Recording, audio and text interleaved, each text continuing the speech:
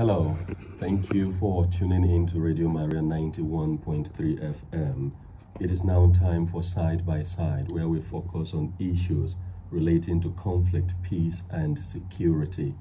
I am Reverend Father Robert Achiaga.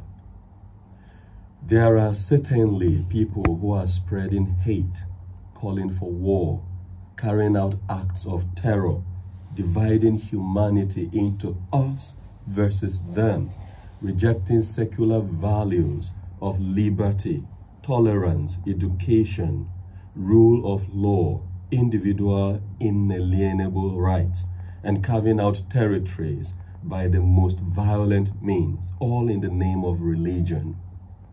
Now, being Muslims, some of these people claim to be inspired by Islamic teachings. They claim to be at the service of Islam. They see themselves as heroes of Islam and are seen as such by some. They consider Jews, Christians, and other religious persons of all kinds of religions as enemies of God and Islam. And very importantly, they consider other Muslims opposed to their thinking, agenda, and horrible acts as unfaithful Muslims, even enemies of Islam. So you wonder, how can a Muslim be an enemy of Islam to these people? Can the ways of these violent, hateful people be justifiably traced to Islam? Or is it a twisted interpretation of the true Islamic faith that they practice?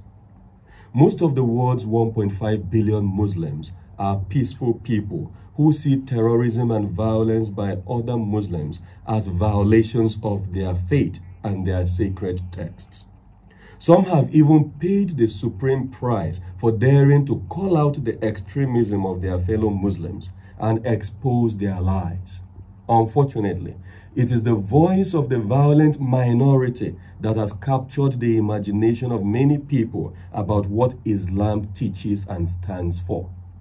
So why is it that a minority of radical extremist people tend to shape the perception of people about this religion that is sacred more impactfully than the overwhelming majority of peaceful Muslims? You can answer that question. Is it not wrong to let a minority represent Islam? Or maybe we should even ask, who represents Islam? Some people definitely speak for themselves, not for Islam. Today, I have in the studio people who will speak for Islam. On Side by Side, we believe that there are good and bad people everywhere, in Christianity, in Islam, in every other religion. We do not underestimate the power of the minority who do terrible things that shape public opinion, most unfortunately. We believe the majority of the good people who are in every religion must rise, work together, speak up to set records straight and shape perception rightly. We believe there is so much that Islam can contribute to building a peaceful world, even a stable and secure Nigeria. We have seen it again and again, and with more concerted efforts, the gains can increase. And that is why today we have chosen to discuss the role of Islam in the search for peace and security in Nigeria. Our topic for today's edition of Side by Side is Islam and the search for peace and security in Nigeria. For this, I am joined by two very special guests. First, Imam Fuad Adeyemi. That name is not a stranger to you. He's the founder and national chief imam of Al-Habibiyah, an executive director of Just Foundation. They are doing so much in education. Then I have Mustapha Mohammed, a journalist and socio-political analyst. Maybe I should add a personal friend. You are all welcome to the studio. Thank you very much. Thank you so much. Our guests will help us unpack the topic of the day. But before we get started on that, let us take a look at some few headlines of interest. We begin from the foreign scene, and that's about the Russia-Ukraine war. 938 schools have been damaged, while 87 educational facilities were completely destroyed. That's coming from the defense attaché to the Embassy of Ukraine in Nigeria, Colonel Andriy Vasiliev. According to a statement in Abuja by Colonel Vasiliev, Ukraine's Prosecutor General, Irina Venediktova, has recorded at least 1,222 human casualties in Kyiv as a consequence of the attack, adding that 177 children have died and more than 336 children were injured. Russia has lost 19,500 personnel, 725 tanks, 1,923 APV, 347 artillery systems. They have lost 154 aircrafts, 55 anti-aircraft missile systems, 1,387 vehicles. Others are 7 ships and boats, 76 fuel tanks. I mean, you can name the damage. So, let's begin with you, Mustapha.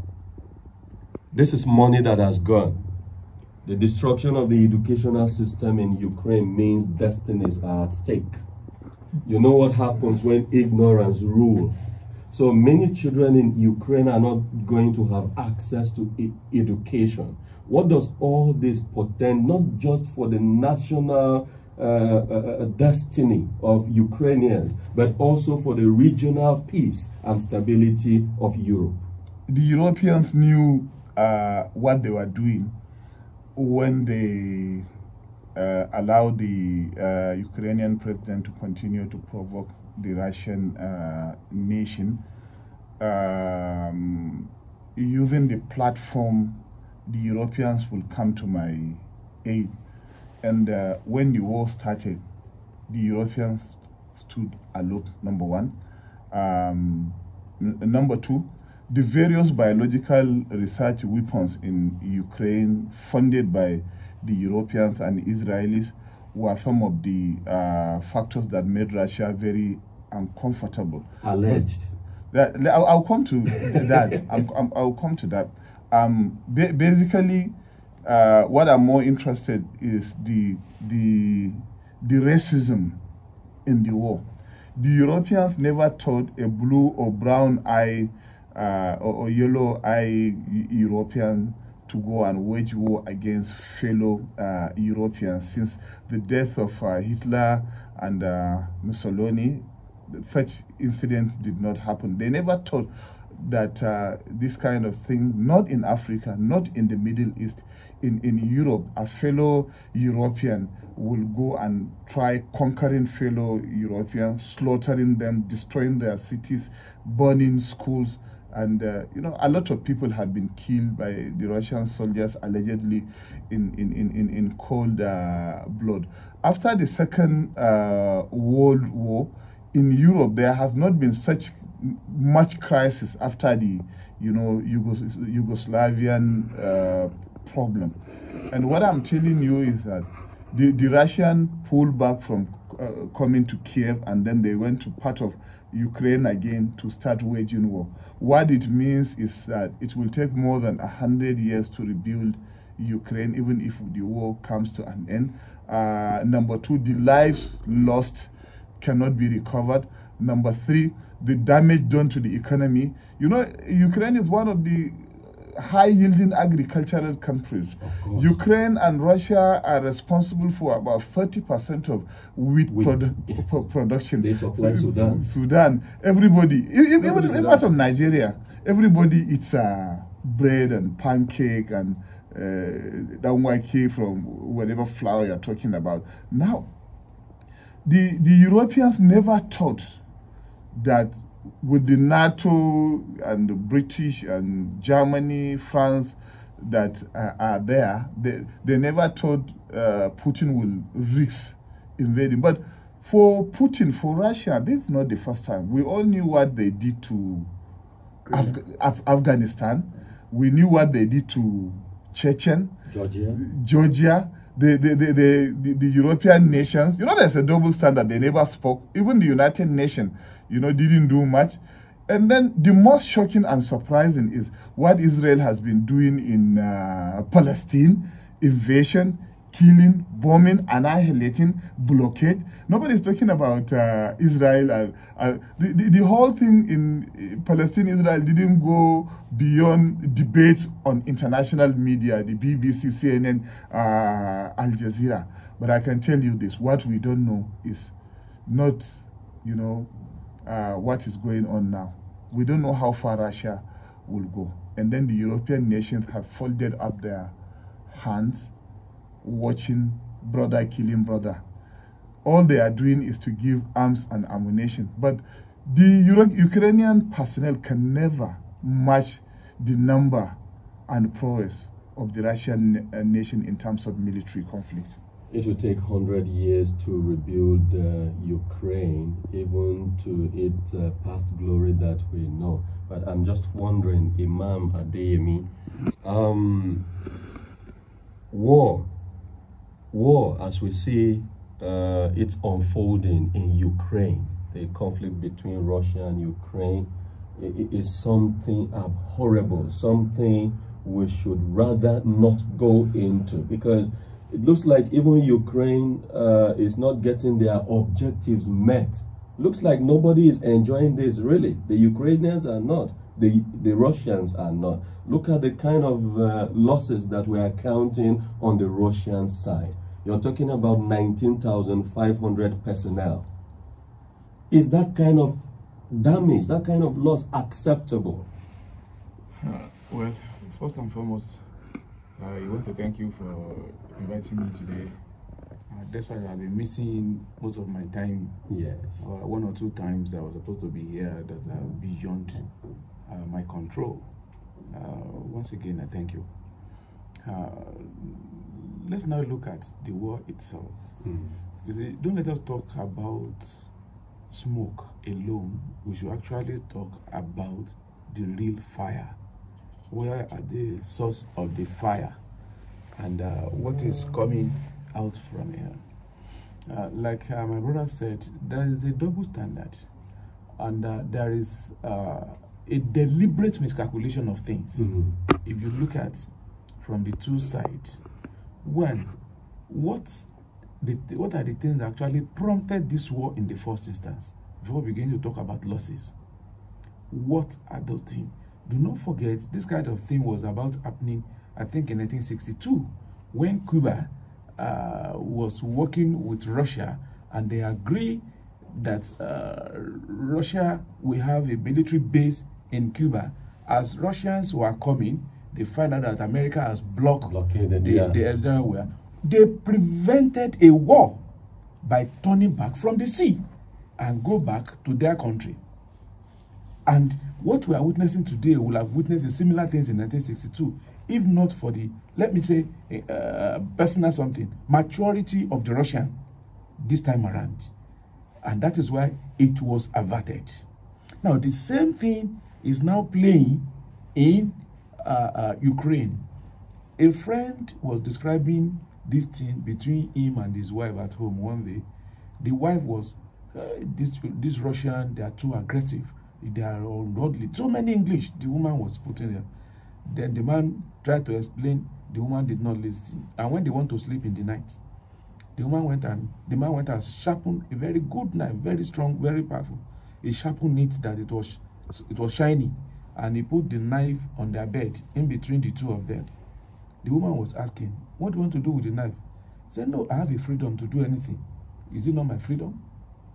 The woman said, "No. What kind of freedom do you want to use? We are together on the bed. And supposing you mistakenly use it to hurt me, and you are talking and say, exactly, that's the type of freedom Ukraine had for them to wanted to abhor NATO because it's at the backyard of Russia. So if freedom means threatening other people's life, then to them, nothing will be too much to prevent their lives, to prevent their integrity, to prevent their nation, to prevent their honor. Now, we now look at the way it is now being done. My brother said that there are a lot of double standard here. You are talking about Ukraine that are being supported by NATO. How many people are talking about Israeli-Palestinian crisis. As at yesterday, the number of people that were killed, the number of people that were maimed, the number of, that one is even too small. Has anybody spoken about Syria? Has anybody spoken about Iraq? Nobody is talking about all those ones. The same system. Have you ever seen anybody speaking about Libya? How the NATO, led by America, came together, destroyed Libya. That would have been the pride of Africans. Today, it is blood and tears in Libya because of the activities of NATO and America. Now, because it is now in their own land, it looks very strange that they assume it will not work like that, that it can happen, that European to European. Not knowing, let me tell you one thing. God, He is God of everybody. Even is the God of people who do not recognize Him as God. When you do things, you feel that you have power today. God has never done one thing. No empire rules the world forever. You remember when the Romans were leading. You remember when the Greeks were leading. You remember when I don't know whether you know the meaning of First World. You've been hearing of Second World, Third World country, Second World. Have you ever heard of the First World country? Do you know the First World country? The only country that bears First World country is in UK. They are the only one that bears that name, but they always hide it from others. It means that God can never give a particular empire to rule for life. You have your own time. The way you manage your time will determine the way you will be dealt with when the power is no more with you. So what we are seeing now, that number of casualties, the number of destructions, I see it as just ordinary smoke. Let us try to address, and you don't even believe news during wartime like this. Don't believe it. You should learn, as you said, 19,000 people have been killed. Is it 19,000 or 91,000? What is the total that were already in Ukraine? Where are they killing them? Where are those cars or vehicles? They say 6,000 vehicles. At what point? So let us forget. I saw one, I don't know whether it's true or not. A media person was reporting about the number of dead. They lied them down, and one of them was trying to adjust. Somebody goes and said, no, don't do it. Just stay where you are so that we'll be able to finish this media something. It is Ukraine something, which we have seen. So whenever I heard anything, whenever I read anything, I don't believe anything. Mm-hmm. So all this thing is a war, psychological things to deal with the entire human being, so that you will be able to take a stand which probably might be against God. They call it information wars. Mm-hmm. So you're fighting militarily, but then sometimes the main war takes place at the level of information. Okay. Well, you spoke of miscalculations in Ukraine. Mm-hmm. Let's say the West miscalculated. Let us say Russia also miscalculated. Let us say Ukraine massively miscalculated. Mm-hmm. So let's bring it home. Are there no signs that in Nigeria, among ourselves, where we don't have much of extent to blame, are we not also miscalculated? I don't understand. We have terrorism, okay, kidnappings. Okay. How are these things going to affect the future? I think let's look at this thing. What exactly is happening? You see, we continue to deceive ourselves. Whether we say the truth, we will die. If we don't say the truth, we will die. If you look at where these things are happening, you will know there's also a gang up somewhere. And the people ganging up, are they calculating well? When I say gang up, because it's about interest, right? When they gang up. No, I want to take it far more than what you are thinking. Okay. Let me start from Zamfara. Why do we have crisis in Zamfara? It is economy. Because they have gold. Some people want to control that gold. They introduce so many wars so that those who want the gold will continue to mine the gold. That is one. Now we now go to the one we have, the terrorism that is going on. If you look at the modus operandi of this terrorism, look at ISIS, Look at so many names which they bear. The Iswa. Look at the Ikma. All different names. The one in Mali. Look at the way the modus operandi. Look at the way in Somalia. Look at the way in the northern Nigeria. If you look at the way they work, you discover that it looks alike. And there's one thing I always tell people that is very strange, that is not Nigerian in this war. You see these people, they said they go to a place with 10, 15 new Hilux pickups. New ones. How much is one Hilux now? It cannot be less than 30 million. Now, let's say just 10 Hilux were going. That's 300 million in just one movement. Which Nigerian businessman will fund that? That's simple calculation. Which Nigerian businessman? They said even the gun they carry, one of it is about 50, 150, 200, 300,000 they carry. And 100 of that is there. Let's just calculate the economy of movement of these bandits. The question now is, who finances this thing? Who sponsors these things? At times, you even get food in their hideouts. The way the food are getting there, who is bringing those things? I think these are questions that we should ask ourselves. Now, let's assume our people are involved. What I mean that Nigerians, they were involved. They were partners in this crime. You have mentioned it, or probably what I said. I think they have miscalculated. If they think this is what they want to achieve, I think it has gone beyond their thinking now. It's, I believe, or from normal news we are listening and reading to, probably it's coming back to them. It's definitely coming back. You see, look at, let me quote the Quran say, "Walan tajida li sunnatil tabdil, walan tajida li sunnatil tahwila." That the way God used to do his thing is one way. What has happened before, if you study God, it still be the way that will happen. It's like if rains fell, sometimes last year, 2 years, you study it, you discover around that time, there will still be rain. Around this year, the point I'm trying to raise is, you look at the way these things are being operated on. You can read it that this is just beyond the Nigerian experience. This is just beyond the Nigeria thinking. And average Nigerians don't want to die, mind you. And you look at these people, although you might not get there, that it is they claim Islam.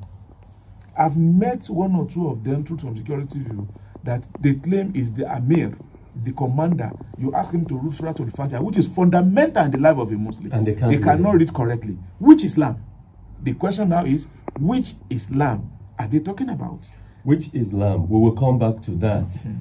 But it's very clear you have made the point that there are people behind people in this whole economic affair that we are now calling terrorism, banditry, kidnapping.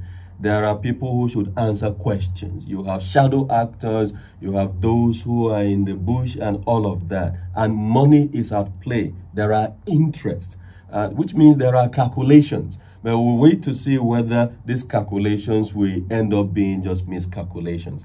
Let us take some other headlines from the home scene in Nigeria. Air Force Super Tucano jets kill top ISIS commander Ammar bin Umar in Lake Chad. For those who are asking what we are doing with the Super Tucano jets, that's a headline there that highlights what it is being used for. The other headline says, police rescue kidnapped victim, arrest 2 victims in Oshun. That was yesterday. 3 dead, 19 injured as explosion rocks bear sport in Taraba community. This news item broke yesterday, and it is so sad. Lives were lost in Taraba State. 158 Libya returnees arrive Nigeria. National Emergency Management Agency, NEMA. Survivors of Plateau killings still awaiting relief materials. That's according to NEMA. Unpaid ransom. Bandits kill Kaduna captives, threaten 22 others. And we have this headline that says, ISWAP fighters kill 17-year-old vigilante. Abduct 6 girls in Chibok. That was yesterday. Mustapha, The 158 stranded Nigerians in Libya who were returned to Nigeria about yesterday, as reported by NEMA. We have some very startling details about them. We are told that the returnees comprise 49 adult females, 7 female children, and 5 female infants, with 83 male adults, 6 male children, and 8 male infants. Another detail says this brought the figure to 61 females and 97 males, out of which 4 arrived with various degrees of health challenges. 1 out of the females had serious burns. 2 others had serious mental health issues, while the only young man among them suffered a fractured leg. Okay. When you hear these stories like this, you wonder, why do people go through all of this? Have you, Father Robert, have you asked yourself, who are these Nigerians? Have you asked yourself, what exactly are they doing in Libya? Let me give you something. Very often I treat the statistics and I don't go that deeper, because when I begin to ask, who are they, getting interested in their ethnic group, their region, it becomes a matter of profiling. But you see, you could have issues here at the surface level that cut across Robert, every other person. we all know from which region of Nigeria these people are. Number one, you have illegal immigrants who try to cross from Libya to Libya to Morocco. They try to go to Europe in rickety boats, and most times those boats are capsized. And then even when the Italian Coast Guards arrest them, they won't allow them to go into Europe. Of course, Boris Johnson, the UK Prime Minister, have come up with the Rwanda, settle them in Rwanda. I'm happy you highlighted that. Yes. Then you also have drug traffickers, drug dealers who carry drug through Niger, the Nigerian border. They can either go through Sokoto, Kazina, whatever, cross the desert, which is very wrong. You can get lost and die. The heat and, you know, the bandits there too. You know, they carry hard drugs. They try to take drugs to Europe. You also have women of easy virtue, the prostitutes who try to, you know, do prostitution in Libya. Some, while they are doing prostitution, they try to cross to Europe through that border. Now, as Nigeria, when the image of this country is terrible in so many places, why are we doing this? The Nigerian nation, for a very long time, you know, have been talking about, you know, Edo women going to Italy. But there are women from several states crossing the border, going to do this ancient, terrible practice. 25 years ago, I was in Lomé. From Cotonou, you enter Togo. I was in my hotel. I came down to the bar. Suddenly, I met some Nigerians. And then as we were talking, I realized that these are human traffickers. They have a horde of young women they process and kept there, flying them abroad from Togo. Now, the question is, what is happening to our mentality? As a young man or woman, there are things you can do in Nigeria to make your money. That drug you are carrying, the money you are buying that drug to carry abroad is enough for you to settle, to sell tomato, to sell onion, to open a restaurant, to open a salon. But you see, this scheme of get rich quick, as a result of which people go into ritual killing, into Yahoo Plus and what have you, is the same thing that is gingering these young people.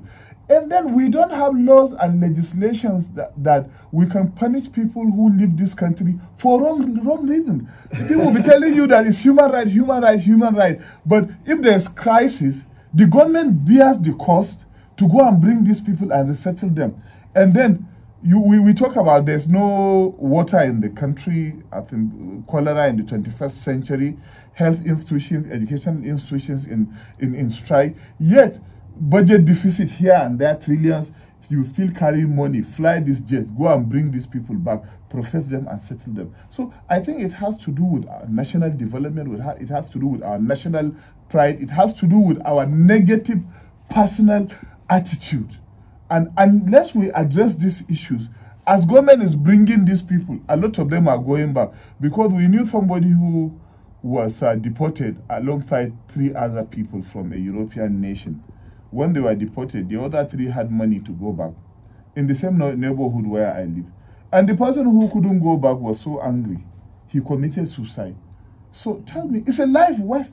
And these are young people, very intelligent, very energetic, some of them very promising. You know, a lot of them can do so many things to sustain. And then if you look at their age mates, whether in the movies, whether in the handwork, ITs, music, you see their age mates making it. What will stop our youth from making it in this country, for God's sake? Yes, we know that there are bad policies, bad governors, politicians and their families raking the fortune. Some are even stealing the money, and then some will go to jail, and at the end of the day, the same government that is fighting anti-corruption will pardon them, like that terrible issue of Joe Linyami and Joshua Darie. Of course, this thing tends to discourage us, but as Nigerians, the youth need to stand up very firm and fight for their future. Imam Adeyemi, you speak to a large congregation very often, and there are certain messages that can change the mindset of people who feel that the pastures are greener just anywhere outside Nigeria. You're also well traveled. I don't think the pastures are exactly greener outside there. And some of these young men who are listening to us right now might just be considering seeking greener pastures, where in the end they might find nothing like pasture but something worse than what they are running away from. Can you speak to them? Yes. You see, we have an imaginary world view that our young people still view that when they're out there, it will be better there. I have a lot of friends, classmates, colleagues, contemporaries who are abroad, so-called developed countries. When we chat, we discuss, more than 95% of them positively are envious. Say, Fuad, you are lucky that if we had known, yes, we make money, that money might be too small to take care of the effect in our body, in our system. I have a younger brother, he's late now, may God forgive him. He wanted to travel, and I told him that if you go, you will regret your life, because that place you think that is there. I've been to all these things, and I used to tell people with pride, there are no 2 countries like Nigeria in the world, especially when we have good leaders. He raised money, he started a car business. Before he died, he has built his own house. He's raising a very good family. And another friend, another younger brother of mine, said he wanted to go to Arab countries. I told him, I said, if you go, the kind of punishment and hard life in those Arab countries is beyond your imagination. God, as God will help me, his close friend went to one of the Arab countries. He was angry with me that I didn't allow him to go. Until about 2 months, 3 months, the guy was telling him how he used to run from one place to another, how his passports have been seized. Today, he cannot even talk to him again because we do not know his condition. And now I used to make it and say, when do you want to go? He said, thank you for not allowing me to go. You see, this thing, many people do not. Nigeria is a blessed country. If you decided that you want to make it, believe me, you will make it. It is a matter of, how do I put it, decision. And you assume that many people, they have what I call misplaced priority, misplaced thinking, that you feel it is until when you get there before you make it. I saw a friend yesterday in a brand new SUV, and now asked, what do you do? Say, have you forgotten my work? He is into computer something, that there is a computer system which they are doing now. I say, God is really blessing this system. Most of his customers, they are abroad and he's in Nigeria here. Most people, I think, it's laziness. They are looking for free money. If you see most of those people want to go, probably they have joined politics, they couldn't make it, they want to become councillor as small as that. Because they couldn't get it, they want to travel out. At the end of the day, it is laziness and opportunity to think that something is better out there. Nothing is better out there. I can assure you, any place where you go now, the punishment, the crisis you will face there, you will regret not even going. In fact, to be sleeping in your house and without having food, anything, you will have known that it's better than all this going out.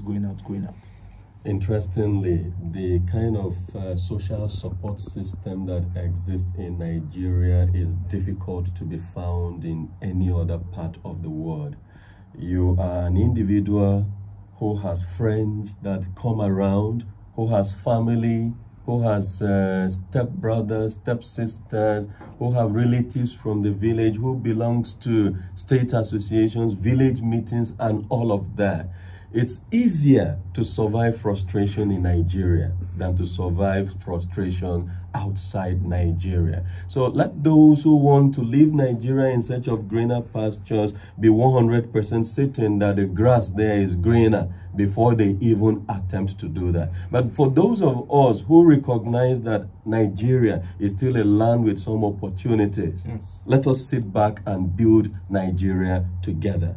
We are going to take a break, and when we return, we shall go right into discussing Islam and the search for peace and security in Nigeria. Don't go away.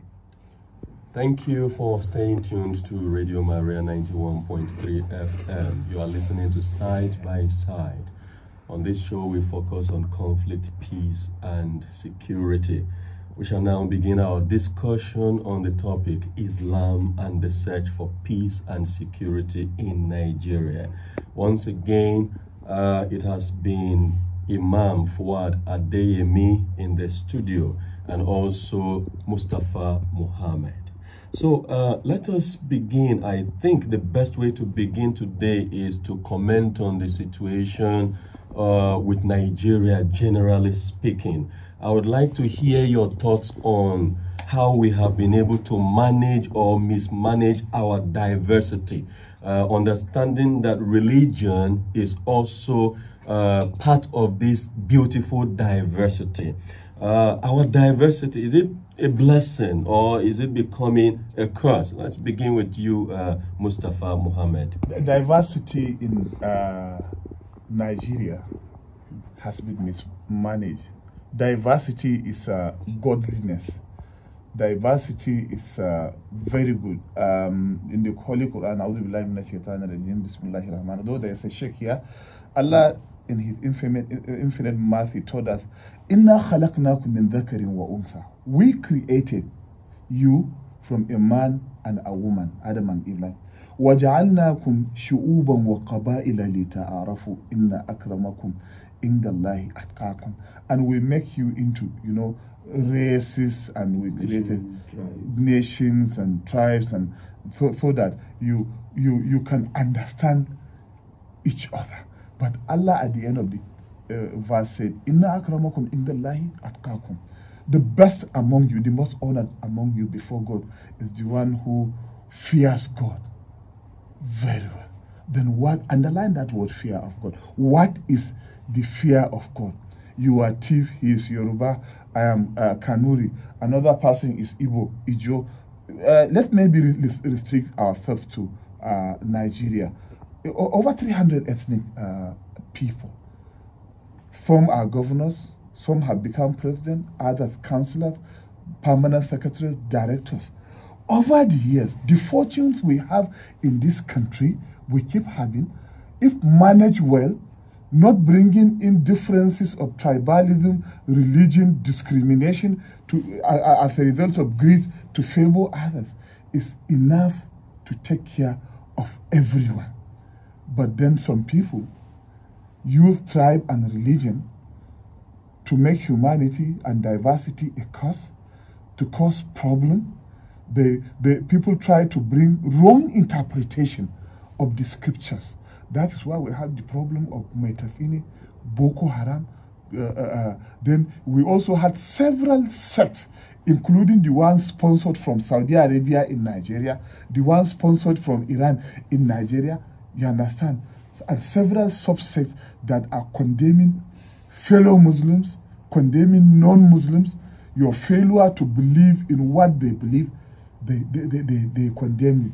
Some of us don't follow any sect, but the truth of the matter is diversity has been used mischievously by some people. And I blame our government over the years. There should have been laws that will severely punish people who use religion for their selfish gain. When Boko Haram started in the early 90s, the late 90s, government was aware. The DSS had always written security reports to the time when it escalated to a full-blown war. Thank God you were my classmate in conflict study. When the cycle of conflict becomes so full with violence, it has to take full violence. Over 300,000 orphans, over 100,000 widows, several towns and villages burned. Then the same Boko Haram, we are afraid, had moved to other parts of Nigeria.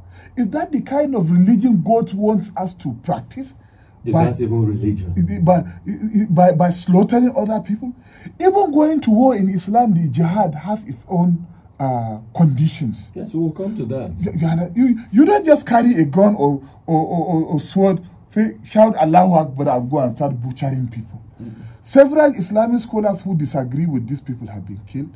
Several pastors in their homes or parishes, what do you call it, in the churches have been killed. I think there is need to emphasize the fact that the Islamic scholars who disagree with this mode of expressing religious thought or practice, who have been killed, are in their numbers. Yes. Especially in Borno and Yobe. You know, I come from Borno, so I can tell you there are so many stories, untold stories about. And let me tell you something about Islam. Islam had been there in Borno for over 1,000 years. My great-grandfather were the original rulers of Kanem Borno Empire.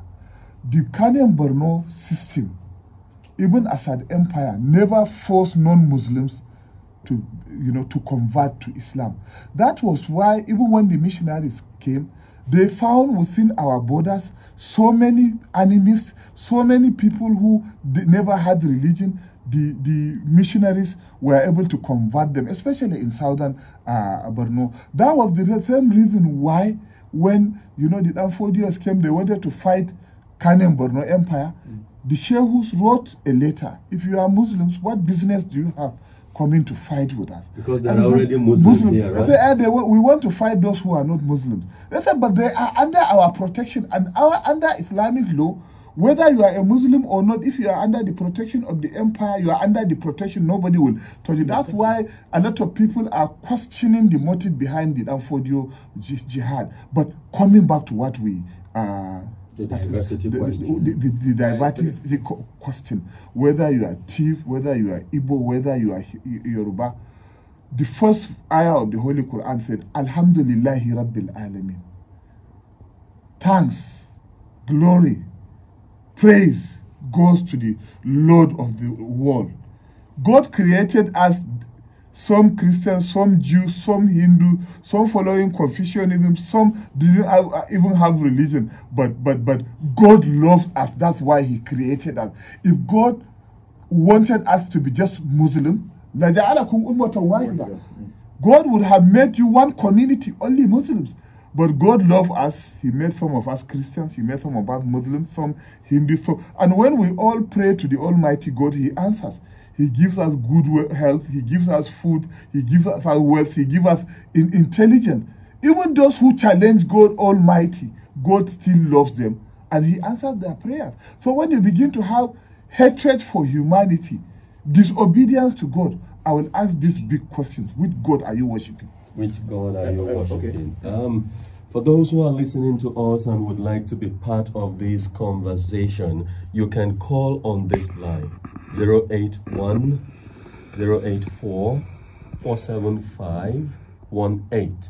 Again, the line to call is 081 084 47518. Radio Maria brings you Islamic scholars. What you listen to, you can actually believe they speak for Islam. And I also want to say, if you call in, you can tell us about the security situation in your community. Let us know what peace-building efforts are being made there. You can also suggest to us how the interaction between religious persons in your area can be more effective. Imam Adeyemi, I was going to say you have something to add to what Mustapha said. Exactly, especially in the area of diversity. Okay. You see, I just want to look at it from the positive angle first, before we now know what we are missing. Yes. When the current Pope was being appointed, 2 Nigerians were qualified to be a Pope. I don't know how you remember. Yes. The same thing, there is a church in America called Church of Mormon, the Church of Jesus Christ of Latter-day Saints. Yes. When I got there, they said their world leader has gone somewhere, and the next person, do you know where it's from? Nigeria, from Calabar. That is true. In Saudi Arabia, at the point, the chief Imam of Medina is from Adamawa. Wow. Al-Fulata is from Adamawa. And one Imam that are powerful in Mecca is from Nigeria. Now, you go to any country, you see a Nigerian there. If you look at, I have one word that I use to describe all this, that the submissive nature of the people of the North, the enterprising nature of the people of the South, and the creative nature of the people of the Southwest make Nigeria what it is. But unfortunately, the what I call political entrepreneurs and religious entrepreneurs, the two of them collided, and they destroy these good fabrics that God has created for us. What do I mean? Those who want to seek for power, nothing, they can stop at nothing to get the power they are looking for. Good friend, they will now come to the mosque is because I'm a Muslim. That is why they removed me from my position. That is why we have not been appointed, we have not been elected. Let us now try and make sure that the next election must be a Muslim. It's because I'm a Christian. That is why they are cutting us away. Let us make sure that the next one must be a Christian. By the time he gets there, he forget about that Christianity, and by the time he gets there, he forget about that Islam. If you want to know, call them. You have something to do in the church. They will tell you how busy they are. Call them. They have something to do in the morning. Oh, see, it is the work now. And that is the end of it. They've wrote through what God has given you, and they've destroyed the fabrics that God has given. That is what the religious something people there. We have a problem in this country that the government has not been able to see that we have a problem, and that is about the quack religionists who try to lead things based on their own interests and causing a lot of havoc in this country. And we generalize all of them religious leaders. Are they actually religious leaders? Unfortunately, government, I think the essence of government is to understand your people and do laws that is related to your people, not importing things. If we have any ministry that would not have anything to do about religion, we are deceiving ourselves, and nothing can work. Because if you want anything to work, you have to pass through. The religion is the gatekeeper. And the government is abandoning us, pretending as if there's nothing like religion in Nigeria. They only use religion when they want to look for power. They will go and meet a pastor who will pray for them, meet a man who will pray for them, meet one babalawo who will pray for them. That's the only time they remember there is religion. Unless and until we realize this, these people will continue to divide us, will continue to destroy us. What will have been, what I always say, what will have been cure for all, they are turning it into poison that is killing all of us. I would like us to look at Islam. Both you, Mustapha, and Imam Adeyemi have suggested that, Imam Adeyemi, you talked about quack religious leaders.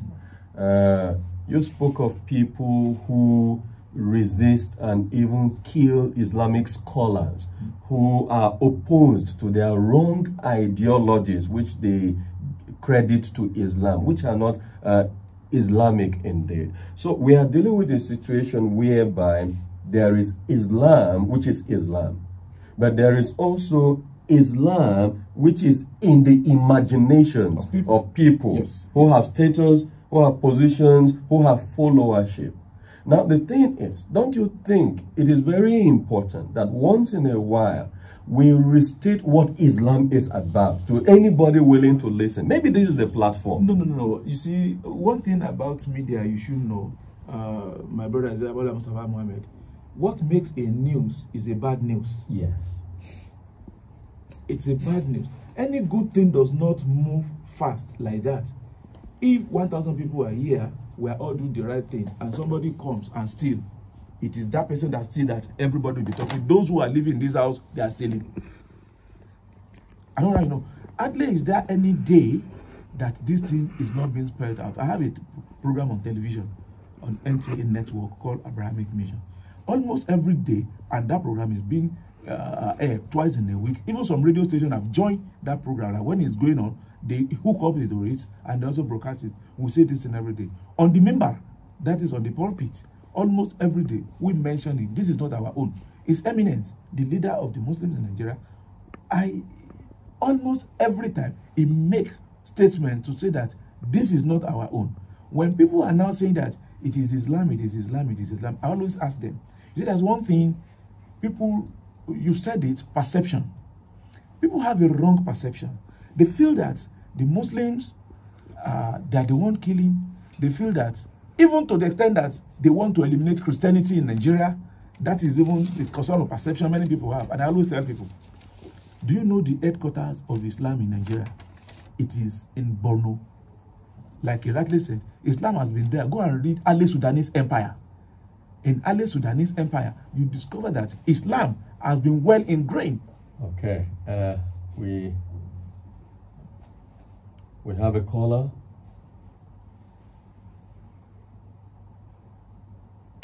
All right, please continue. Yeah, in Ali Sudanese Empire, everything there is about organized Islam. Yes.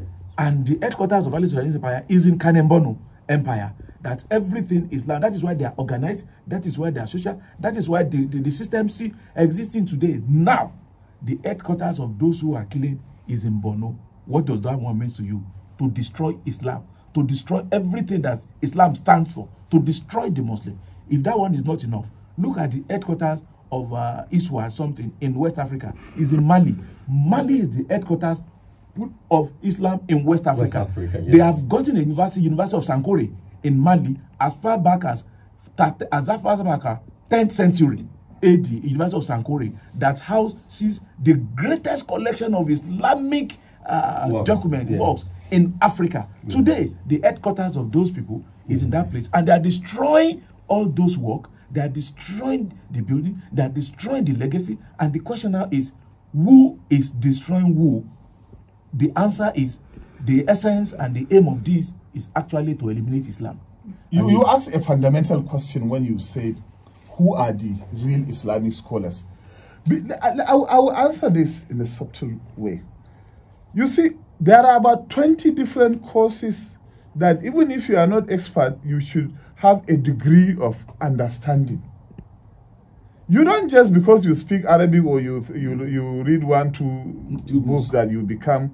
Let me tell you, the Arabic language, the interpretation, the grammar are the foundation. You know, you are talking about Nahab, Sarf, Adab, Balaga, the literature. Then the Quran itself, how many courses? You have Tafsir, you have Nasikh wal Mansukh, you have Hadith, Ulumul Quran.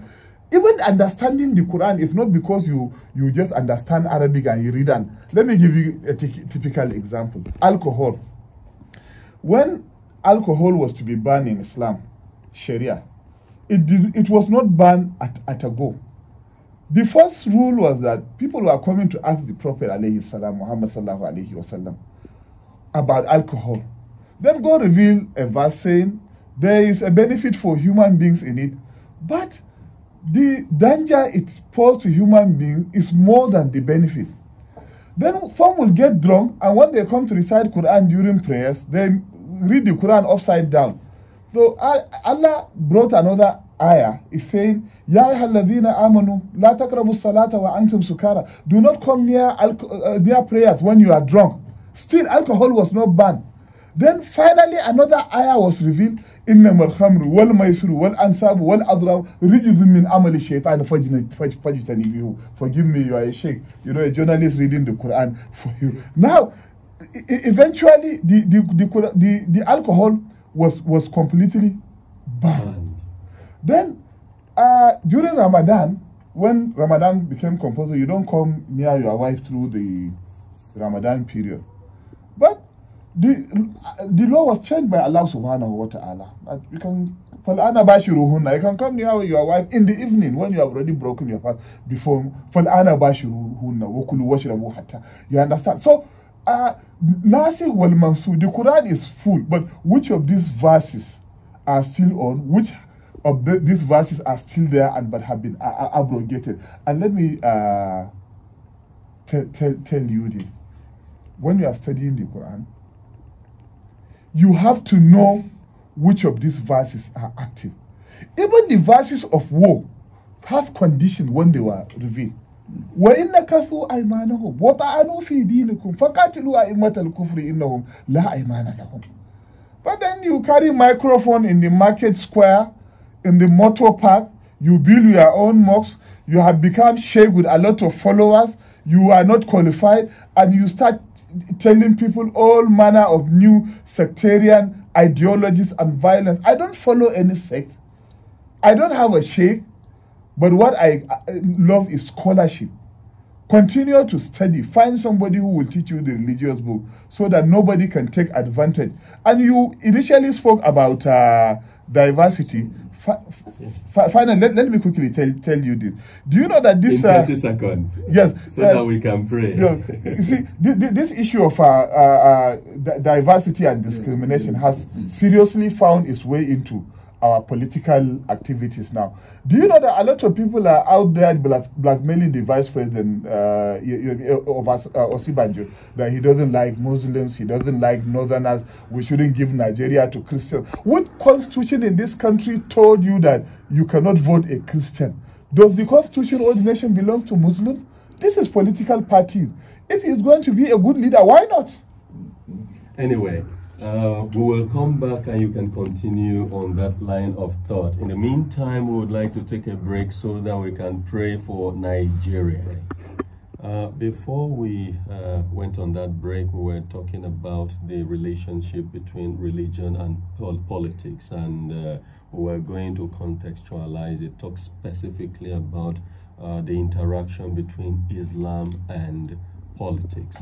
The recent sacking of Sheikh Nuru Khalid from the Apo Legislators' Quarters Central Mosque is one of many cases that illustrate the delicate relationship that exists between religion and politics in Nigeria, isn't it?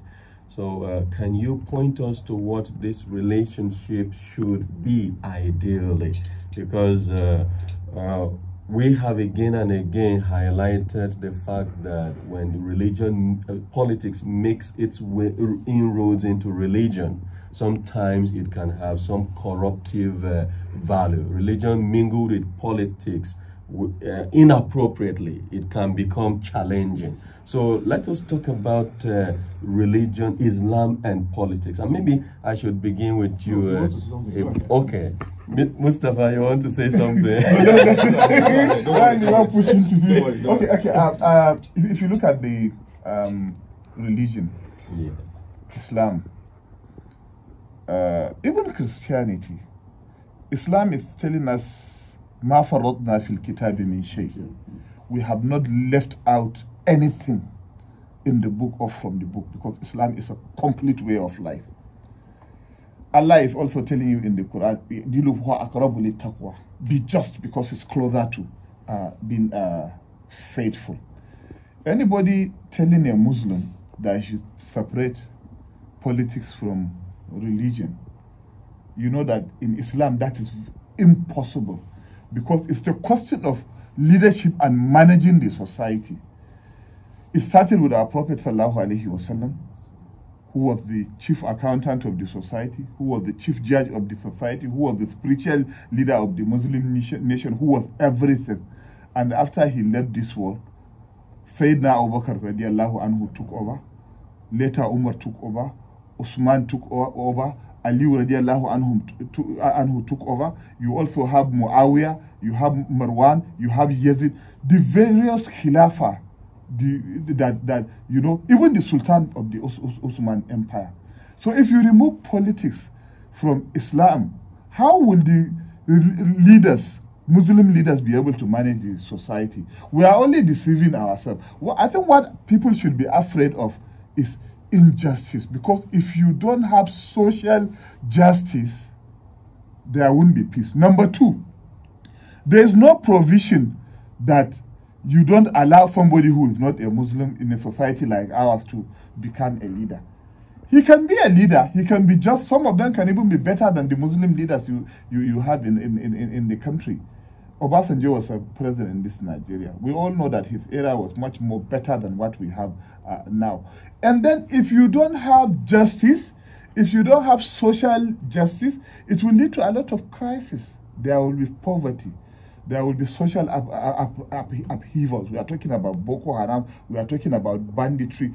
Our people need to read the stories of our previous sultans as Muslims. Maybe the era of Umar Abdul Aziz, that they have to pack zakat, the arms, to another land that is not a Muslim land, because there was no poverty.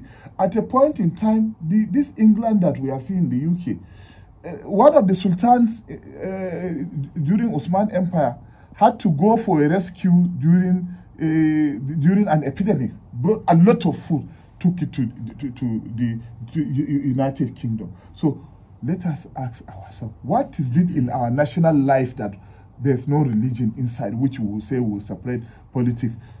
Don't we have Salah and Christmas holidays, Easter holidays, armed forces remembrance? There will be special services in churches and mosques, and then we'll come back and look at ourselves and be telling ourselves that, you know, that you should not be mixing politics and religion. In fact, politicians have been going to the churches and mosques to campaign. Some of the Muslim groups and church groups have been telling their congregation who to vote and who not to vote. Is it RCCG or whatever? And they're not angry with that. Yeah, they're not angry with that. But they'll come out and say, why are you bringing religion into politics? Even from your own family, there is politics being mixed with religion.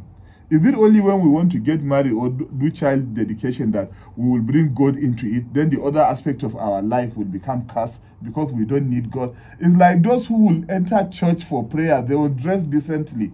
But when they are not going to church, they think God is not there. When they are not going to mosque, they think God is not there. They dress nude or half nude. What do you say to that? It's hypocrisy.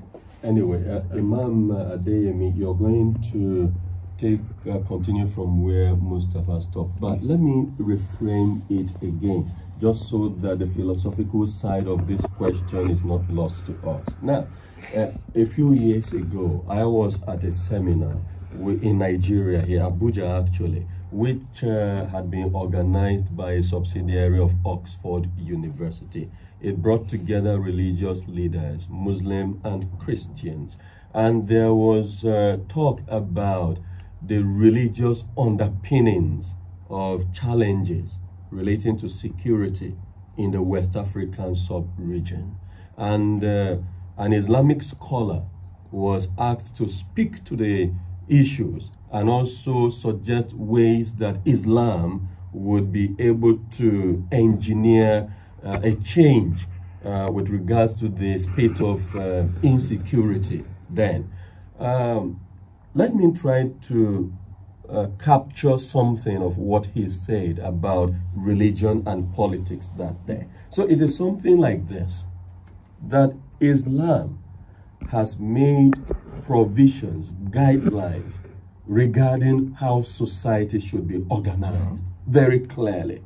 There is the old philosophical questions about what is the best society, and that Islam has already attended to that question. So in his own answer, he said, the best society is the society led according to the laws of Islam, which suggests it has to be a society led by a Muslim. So I asked him a question. If you say the ideal society is a society governed by Islamic laws, meaning it is one who knows those laws and embodies them, who is qualified to deliver the ideal society, don't you think that leads us to having an Islamic state? And he said no. And I am hoping that you can, because that's what I think you can use that to help us understand the relationship between Islam and politics. You said Islam never excludes anyone from even leading Muslims. And that's true, but maybe you can also, on the strength of what he said, broaden our understanding of that relationship. Yes, I think what you are trying to say, we don't need to, we don't let us mix it together. Okay, good. When you are talking of a Sharia state and in Islam, secular, I don't want to say secular. There is what we call Darul Islam or Darul Harb. These are in the states of the nations. There is Darul Islam. The concept of Darul Islam is a country or a community where a Muslim is allowed to practice his religion based on the dictates of the Quran and Hadith of the Prophet ﷺ. While Darul Harb is a condition or a state where Muslims are now allowed to practice their religion in the right way. Now, having that at the back of our brain, let us ask ourselves, when you say which one is the best way of governance, of rulership, is that let's now go back to the life of Prophet Muhammad sallallahu alaihi wasallam. There's no need of questioning about being a Muslim, and there's no problem there. When Muhammad sallallahu alaihi wasallam moved from Mecca to Medina in 622 AD, he met, incidentally, like we have it today, he met the Jews there, the Aus and the Khazraj. He met the Christians who, I don't know what you remember, in 325 AD in Antioch, the first Nicaea Council. There, you know, some people, they left that Nicaea Council in anger, not agreeing with the council. One of it call them the Arians. So one or some of them, they were living in Arabian Peninsula. Okay. They were living in the Arabian Peninsula, but many of them, we have them in Medina. So it means what we have today in this world was actually in existence during the time of Prophet Muhammad sallallahu alaihi wasallam. So how did he manage it? That is where I'm going. Good. So that you have the background of this. You can Google it. He established what we call Medina Charter. Medina Charter. Go and Google it. It is the first constitution in the world where the rights of everybody were guaranteed. Like he was explaining something. One of the something you talk of jizya, where if you are a Muslim, if you are a Christian, your religion must stand the way you do your things. Nobody must force you to do anything. In fact, when they are paying zakat, it's not part of your own. You must do your things in the way in which your religion, as your book has dictated it to you. Now, the issue when somebody said the best thing for a Muslim, where we have a Muslim congregation, it is what we can refer to as the Sharia, the law that is based on the commandment of Almighty Allah. And mind you, you might not actually use that term to promote Sharia, but good governance, because the word Sharia means a road. It means a path to God that is very good. That is the meaning of Sharia. If that is the meaning of Sharia, anything that you will do, let me use, I grew up under my grandfather, who was the chief imam of my town. And I always say it with pride. The Anglican church beside us, whenever they take their takings, every Sunday, they bring it to my father. Incidentally, I was one of those children then that we used to collect it when it's brought. We put it under his bed. Then at the back of our house, it is the residence of the Catholic priest. Whenever a Catholic priest, a new one is posted to our town, he will call him, say, young man, come. I know you don't have wife, you don't have children. I have plenty children that are my children. Come and take any number you like and use it as your houseboys. Incidentally, I'm one of those that used to work for father. Wow. We call them father at that time. That I spoke my first English in my life. We were exposed to this. And there was never a time any father comes without giving our father something, without bringing something, say he has never seen anything like this. And our father will ask, we tell him, I am doing things based on the teachings of my religion. That's as if that is not enough. The Ojuju people, what do you call it? The masquerades. Yes. The masquerades will come, they will enter my father's house. All the other lieutenant scholars will be fighting my grandfather. Like, where are you, holy man? Where should you allow masquerade in your house? We will also give them money. And their children, my father will say, go, we will collect all their children, put them in Islamic school. Today, they are all imams, the children of those who. I used to describe him as the treasurer of the Anglican Church, the welfare officer of the Catholic Church, and the education officer of the indigenous religion. Beautiful. These are the things I learned from my father, who was the Imam of my town. What part am I raising? That the concept of Sharia is about justice that he has raised, is about welfare and fairness. And let me go back to where politics and religion now mix. The essence of politics is to govern people in a way that you make their life better. For the common good. For the common good. The essence of Islam is two-sided, to God and to man. To make the man to enjoy the best in this world before God and in the hereafter. At the end of the day, the two mixes. Anybody who says he's separating religion from politics, either he doesn't understand politics or is confused with religion. Now, the two of them has now been bastardized to the level that when somebody talks about it, I don't know whether you remember the story of Prince in UK that were actually talking about the religion of Islam, what we have learned from Islam. And I want to raise you one thing. You see, if the religionist people, they are doing the biddings of God, even the enemy, the opposing religious group will see themselves as one. I've given you an example of what I have with my father. I remember when this first secondary school in the north in Zaria, Bariwa College, at the time, the Christians, they trust more of the Muslim when they're in school than anything, but that does not mean they have edge over them. But because of the trust, because of the teaching of the religion that says, for example, there's one area that many people are confused with. A Muslim can marry a non-Muslim girl, but a non-Muslim girl is not allowed to marry a non-Muslim man. People think it's selfishness. It is not.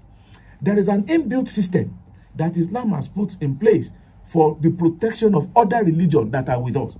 For example, if I marry a Christian girl now, it is my duty to take her to church, if you want to go to church, as an imam, every Sunday, or any other program she wants to do in the church.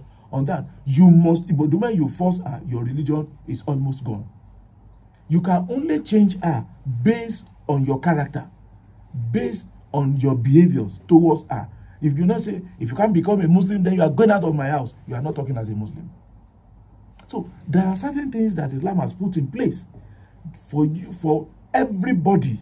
When Islam is talking about justice, it's talking about fairness, it's talking about leadership, it's talking about governance. It means for everybody, equal with everybody. Nobody should be different from other person. So when the man is now telling you that it must be the Sharia or the teachings that God has created, that is the point he's trying to raise. Not that it must be. There are some people whose rulership is.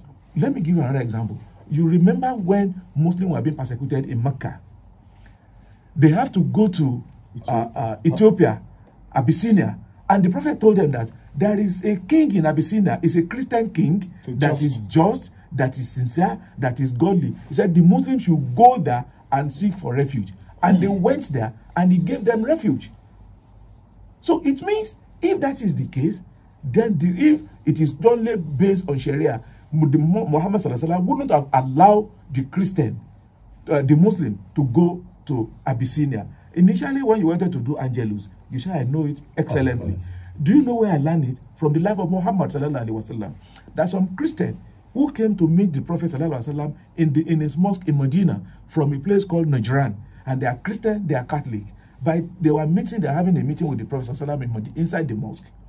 It was time for them to pray around 12. And what is the name of that prayer? It is Angelus.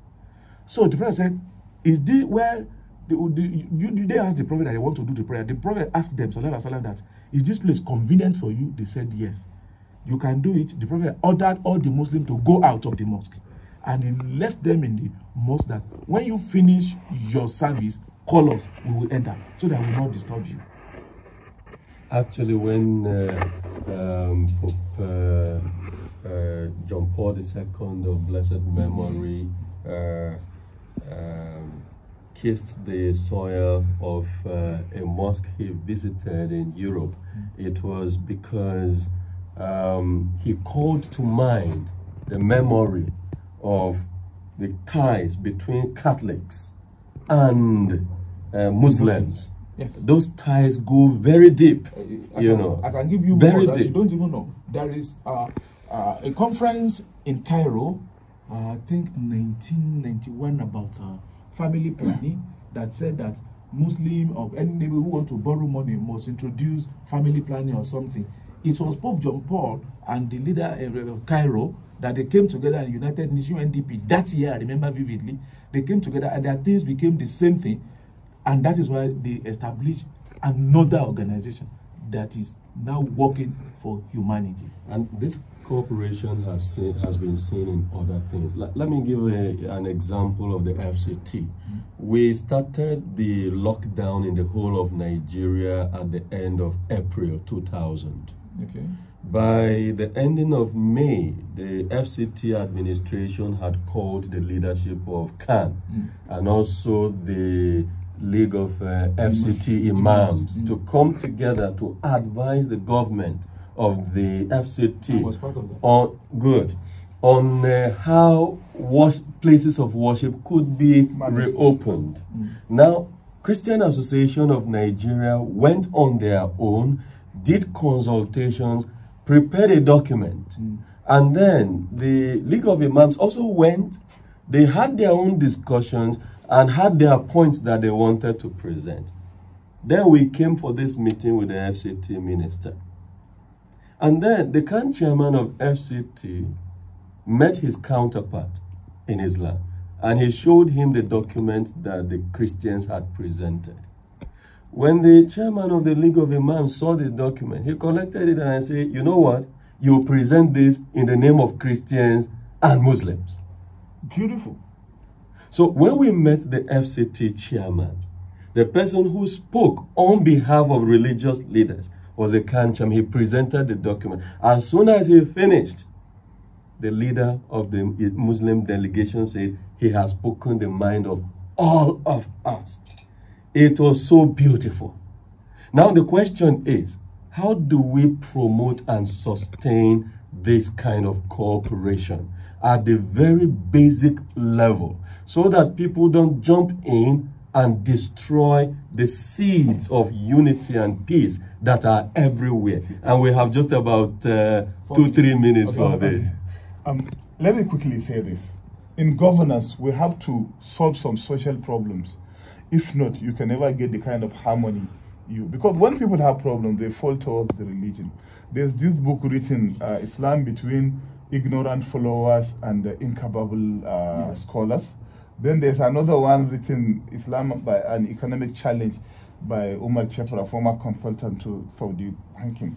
You have to have good governance, remove poverty in the society, uplift all the citizens, substantial number of the citizens. Let them know God, let them know themselves, let them love God and humanity. If you don't do that, the poor man is angry. No matter what you do, he will fight whatever thing he sees in front of you. Yes, it's poverty, poverty, poverty, and good governance. It is lack of good governance that leads to poverty in community. If you are visionary leaders, who have empathic leaders who have empathy for the people, they will be able to come out with programs and projects that will pass directly on the people. We need good governance and poverty removal. And also, lastly, the relationship that has been existed, the religious leaders should continue to interact in public so that those who want to cause confusion will see that that is our pastor, that is our imam, to doing things together. If you are fighting, you will see that you have psychological isolation. You feel that nobody will support you when you are causing problem. Yeah, let me come back to you, Imam Adeyemi. Just in 30 seconds, okay. What message do you have for your fellow imams? Well, we should know we are representing Almighty Allah. We are representing the Prophet Sallallahu Alaihi Wasallam. That whatever you want to say out, be rested. Make sure that you find out what exactly are you saying, and you do not follow the crowd. Get to know the fact and say the truth. Allah will bless you. And Mustapha, you are a journalist. What message do you have for journalists? Because information can be weaponized and become more deadly. It's already weaponized already. Good. So what message do you have for the journalists should realize that their job is under serious threat by what we call social media and citizens journalism. Let them verify every information they are going to make public, and anything they are not sure of, the rule says, if you are in doubt, leave out. Good. If you are in doubt, don't act. We have come to the end of today's edition of Side by Side, and I must say a big thank you to our guests. It has been Imam Fuad Adeyemi, National Chief Imam of Al-Habibiyya and Executive Director of Just Foundation. Also, Mustapha Mohammed, a journalist and socio-political analyst. Thank you very much. He's a big scholar too. You forgot to add it. He's a very big scholar. Sorry. I didn't hear that one. Islamic scholar. I didn't hear that one. You know, they used to take me into the mosque in Nile University to pray with them, and I appreciate that. And our listeners, thank you for joining us on the program. The next edition of Side by Side will come your way next week, Monday. Until then, keep listening to Radio Maria 91.3 FM. I am Reverend Father Robert Achiaga. Assalamu alaikum. Bye.